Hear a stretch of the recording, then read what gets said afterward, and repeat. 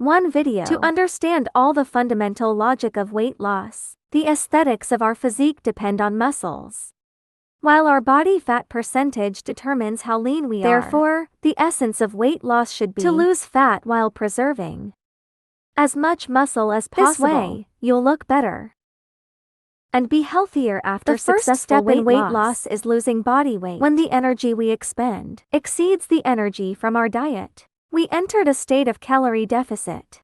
Energy expenditure includes the body's basal metabolism and additional activities. When in a calorie deficit, the body turns to breaking down stored energy. This leads to weight loss. However, this alone doesn't determine which tissues are reduced. A calorie deficit only determines overall weight loss. The ideal outcome should be fat loss, not muscles or other tissues. So, we need to take additional interventions to maintain muscle mass. The first measure is adopting a conservative calorie deficit. Generally, the slower the rate of weight loss, the higher the proportion of fat loss, because this preserves more muscle.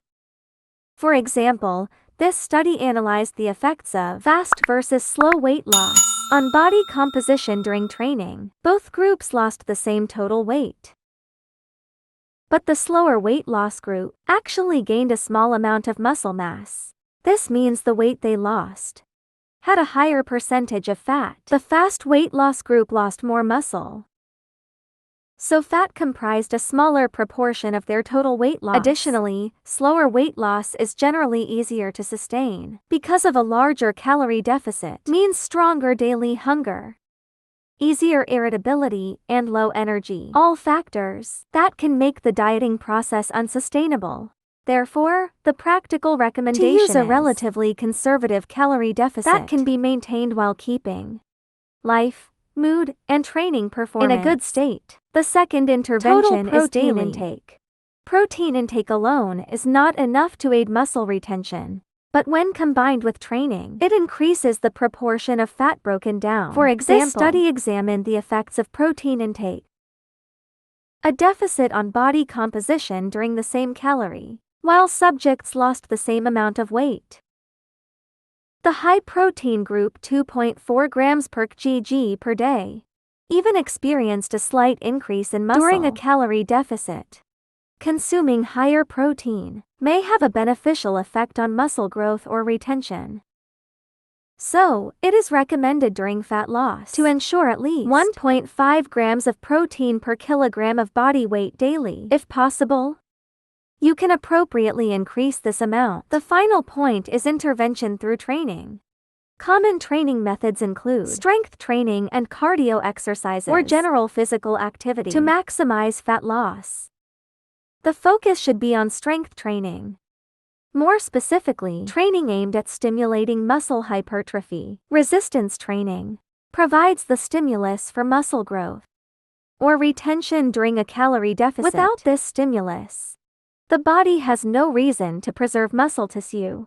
This study compared the effects on body composition with and without resistance training during a calorie deficit. We can see that, compared to the untrained, diet-only group, the resistance training group lost more fat and gained more muscle. Resistance training combined with a high-protein diet yielded even better results than resistance training alone. Another exercise form beneficial for weight loss is cardio exercise or general physical activity. Both serve essentially the same purpose.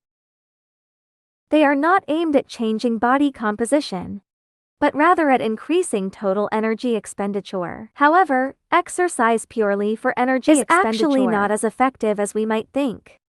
It's difficult to burn a large amount of calories through exercise alone. The energy provided by one steamed bun requires half an hour of fast running to expend. Therefore, we should not use exercise as the primary means to create a calorie deficit. Diet is the main factor for achieving a calorie deficit. However, this type of exercise can allow us to eat more food while maintaining the same calorie deficit, so it can be added in moderation. Whether it's dedicated cardio exercise or walking in the supermarket, the simplest and most universal way to quantify is to use step counting. A daily step count of less than 5,000 represents a low physical activity level. Around 10,000 steps per day is moderate activity. 15,000 steps is high activity. Over 15,000 steps represents a very high level. For fat loss, the more energy expended, the better. But at a certain point, increasing physical activity may require a lot of time and effort.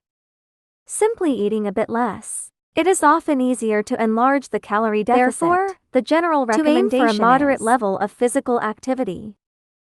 About 7,500 steps per day is sufficient to provide additional help to the calorie deficit.